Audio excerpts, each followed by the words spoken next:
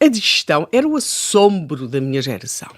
Os nossos pais garantiam-nos que nós não podíamos mergulhar, molhar os pezinhos sequer, se não tivéssemos feito a digestão. Havia depois sempre ali uma discussão mais ou menos épica entre as 2h30 ou as 3h. Havia criancinhas tão insistentes que os pais penduravam o relógio, não é? No chamado pau da barraca, para que as criancinhas fossem vendo as horas e não passassem a perguntar: já posso ir tomar banho? Já fiz a digestão? Já posso ir tomar banho? Já fiz a digestão?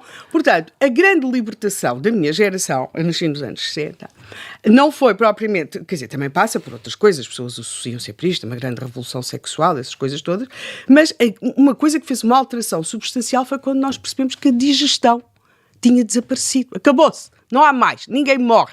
Podem tomar bem? Claro.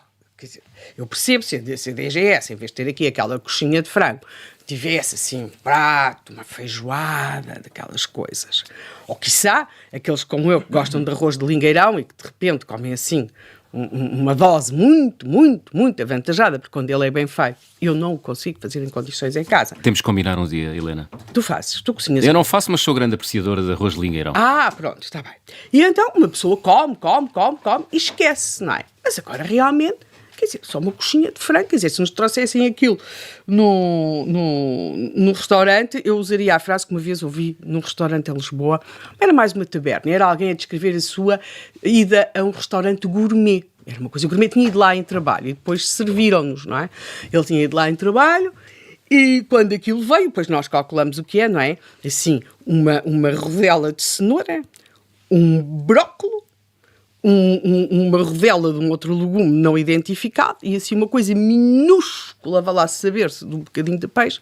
O homem, coitado, tinha estado a trabalhar ali uma manhã inteira, olhou para o chefe e perguntou-lhe: ó companheiro, isto é para provar e saber se gosta? E depois, pronto. Esta dose aqui do restaurante, do aviso da DGS, quer dizer, não está bem nesses pontos, mas quer dizer, enfim, isto permitiu o reencontro. Havia realmente alguns clássicos nos anos 70, que era, pois, a Santa da Digestão, que realmente era uma coisa extraordinária. Também tínhamos o penso nas costas para as crianças, que era uma coisa verdadeiramente assustadora. Eu não sei como é que nós sobrevivemos à nossa infância. Digo-vos desde já, quer dizer, era uma coisa...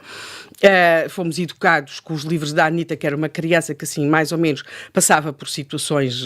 Ela tomava conta do irmão, ela ia ao circo, e tinha sempre uma característica, é que usava umas saias que se lhe viam sempre as cuecas. Pronto. Impensável nos tempos de hoje. Impensável nos tempos de hoje. Tínhamos brinquedos verdadeiramente assombrosos, quer dizer, que não passam pela cabeça de ninguém, mas hoje em dia... Mas havia outras coisas também. Por exemplo, nós, das idas à praia, esta questão dos pensos era o seguinte. Ali uns tempos antes, as nossas mães, assim, os nossos pais não nos costumavam acompanhar essas coisas. As nossas mães levavam-nos a uma farmácia, um centro de vacinação, onde nos punham o penso nas costas e diziam-nos com um ar misterioso: se não fizer reação, ou se a reação não for como devia ser, não vais à praia.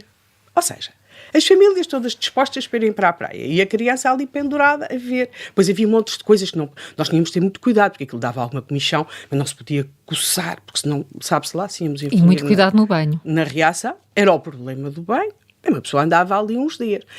Depois, lá nos tiravam o penso e pareciam assim umas vestais, a ler um oráculo, diziam que sim, que estava tudo bem, podíamos ir à praia. Nunca conheci ninguém que não tivesse tido a reação que devia ter. Mas a verdade é que isto assombrou a minha infância. E se eu não fizesse aquela reação? Sei lá, se calhar por isso é que hoje há pessoas que me chamam reacionária. Eu vivi sempre obcecada com este problema da reação. Não sei. Mas havia depois um must, que é o momento em que nós adoramos os nossos pais. Dizíamos aquela coisa pequena, a palavra mais pequena que o mundo tem, com 3 letrinhas apenas, escreve a palavra mãe, mas havia um dia em que nós pensávamos: oh meu Deus, porque é que não se abre o areal e traga as mulheres da nossa família todas para ali abaixo? É que as nossas mães adoravam uma coisa que eu é difícil explicar, que era a touca de banho. Rite, garanto. Não era só a touca, é que depois elas aplicavam, havia umas toucas fabulosas. Com relevo, não era? Sim, com flores, com as flores aplicadas. Mas na praia, isso não era só na piscina? Qual na piscina? Para já, quer dizer, os nossos pais, havia poucas piscinas. E depois, não, Carla Jorge de Carvalho, era um momento extraordinário. Elas corriam para a água e, por exemplo, havia toucas com malmequeres aplicados. Sim.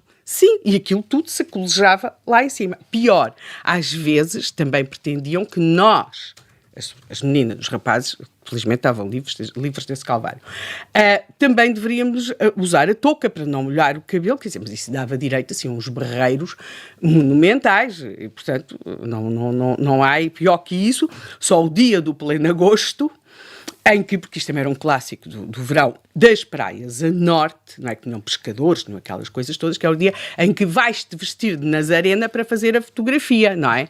E uma pessoa está na praia e de repente percebe que se vai enfiar naquela coisa toda das 7 saias, da blusa, do chapéuzinho na cabeça, além de que fica, quer dizer, uma fotografia que olha, felizmente eu nunca tenho aqueles intuitos de que os nossos ouvintes ontem aqui sugeriam, de carreiras políticas e públicas, além de estar aqui no microfone, que já tem que se lhe liga, porque, quer dizer, uma pessoa estava ali entre sorvete, a hesitar se ia comer gelado ou se ia sorvete, qual é que ia ser o bolo que ia tirar da caixa dos bolos, porque havia as mulheres que vendiam bolos.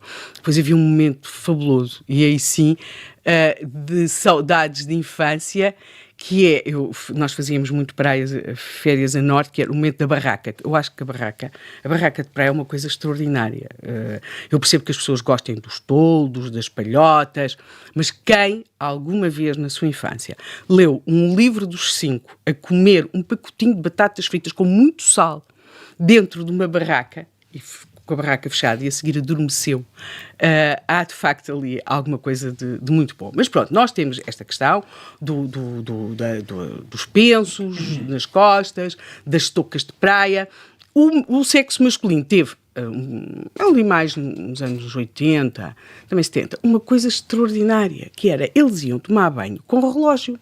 Porque os relógios eram à prova d'água. Portanto, uma pessoa está na praia, quer dizer, e pronto, não sei se era para ver quanto tempo é que estavam dentro da água, se tinham uma vida, mas não, porque as pessoas estavam ali na praia descansadas, né? Portanto, então, iam tomar banho de relógio, porque o relógio era à prova d'água. Portanto, havia uma legião de homens à beira-mar, de relógio no pulso, não se fosse dar o caso, sei lá, de alguma grande alteração. De alguém perguntar as horas no meio da água, não é? Sei lá. Entre uma vaga e outra. Repara, ainda para mais, uma parte da minha infância, antes de termos rumado ao Algarve, foi passada na Nazaré e outras praias com um mar razoável, como aquela, não é?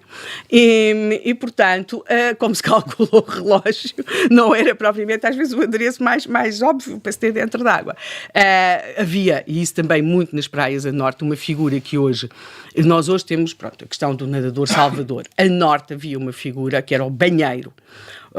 Portanto, as barracas eram alugadas, no caso da Nazaré, porque aquilo era mais ou menos um matriarcado e nessas praias muito por mulheres, mas depois havia um homem ou dois que estavam na praia e que, quando era preciso, iam buscar as pessoas. Eu não sei se os procedimentos, uma vez salvo e resgatado, sobretudo o adolescente, que não tinha cumprido as instruções do banheiro, se hoje não seriam objetivo ou alvo de grande fúria nas redes sociais, porque eu recordo perfeitamente, quer dizer, aquilo, para além de umas manobras de uma ligeira reanimação, também levavam umas certas chapadas, acompanhadas por bata-lhe dos assistentes e às vezes dos próprios familiares, não é? Porque aquilo não era simples. Bem, isto tudo que estamos aqui a falar, e depois falaremos de outras coisas, tem aqui um lado que é muito importante ter em conta, que é, se nós estivéssemos nos anos 60, 70 e ainda nos anos 80, esta semana em que nós estamos agora, era a semana em que muitas pessoas começavam a fazer as suas férias. E porquê? Porque nós estamos a passar de um paradigma de férias, de um país que já começa a ter férias, mas é um país ainda muito marcado pelo calendário rural. E, portanto, muitas pessoas têm um calendário marcado pelas vindimas, por festas nas aldeias. Logo, aquilo que nós temos, sobretudo desde... esta contabilidade começa a ser feita muito nos anos 70. Por exemplo, só para se ver a diferença, em 1969, a 15 de agosto, saíram pela então Ponte Salazar, em Lisboa, 12.360 automóveis, dia 15 de agosto. Num dia. A 15 de agosto de 1970, um ano depois, já passam 15.488 automóveis. Portanto, isto vai crescendo também nesse feriado de agosto de 1960.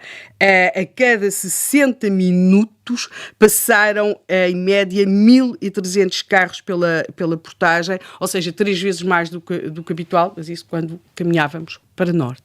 Portanto, começam a aparecer muitos títulos como Lisboa deserta, Êxodo, dilúvio humano em Santa Apolónia, porque muitos partem de comboio.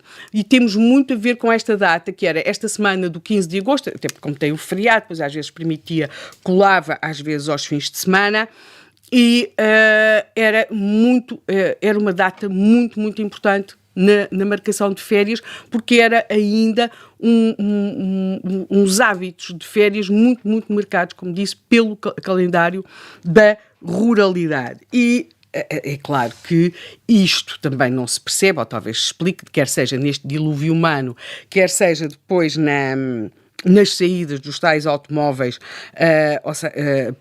pela ponte sobre o Tejo ou pelas portagens aqui, para a autoestrada, que então tinha uma dimensão muito reduzida, acabava logo ali à frente, que é preciso perceber, os portugueses viajavam bem, carregados de tudo. Há uma estrutura que eu não sei se as novas gerações têm noção, aquilo ainda se vende, não é?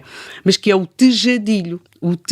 Uma grade, não era? Uma grade para pôr num tejadilho. Assim, punha-se em cima e aquilo levava tudo. Para já as pessoas viajavam, como sabem, sem cintos de segurança, muitas pessoas dentro do mesmo automóvel, e ia tudo, quer dizer, tudo, até porque muitas vezes as casas de férias eram muito precárias, não tinham, outras vezes as pessoas que iam para as aldeias também não havia, e, portanto, no tejadilho, aquilo ia tudo. Havia até campanhas para os senhores automobilistas arrumarem em condições o tejadilho, não levarem coisas tão extraordinárias quando podia acontecer, porque acontecia às vezes colchões voarem. Isso. Até havia muitas famílias que não tinham, iam acampar com grandes tendas e